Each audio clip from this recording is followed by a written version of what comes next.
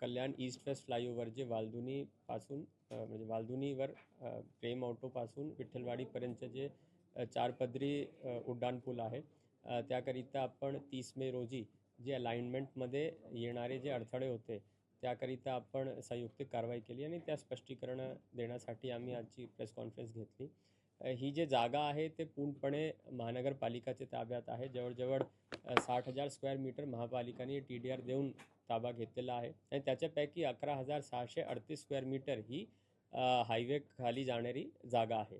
ते पूर्णपणे महानगरपालिकाचे ताब्यात आणि 7-12 पण महानगरपालिकाच्या याच्यामध्ये आहे. मात्र इथे राईट ऑफ वेमध्ये ताबा घेण्याकरिता काही अडथळे येत होते.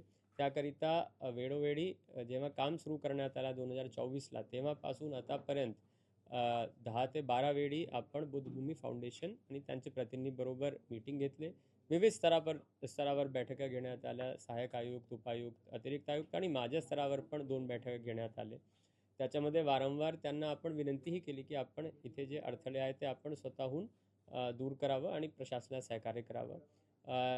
लास्ट मीटिंग 14 मे 2025ला घेण्यात आली.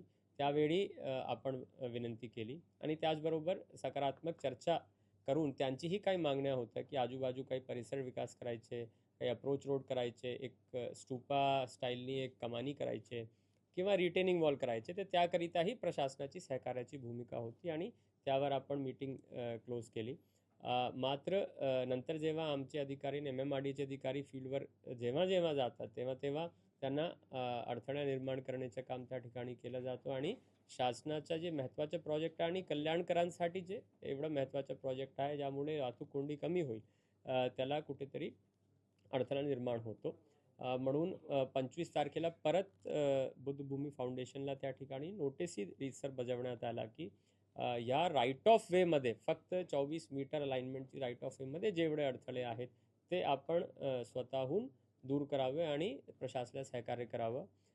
ते नोटीसही घ्यायला त्यांनी नकार दिला आणि मग नंतर 30 तारखेला आपण विधीपूर्वक रीतसर प्रशासनामार्फत तिथे जे काही तथागत गौतम बुद्धांची 4 मूर्त्या होती ते आपण मूव्ह करून त्यांच्या ताब्यात दिलेली आहे आणि ही जागा आपण सध्या MMRDAला काम करण्याकरिता उपलब्ध करून देण्यात आलेली आहे.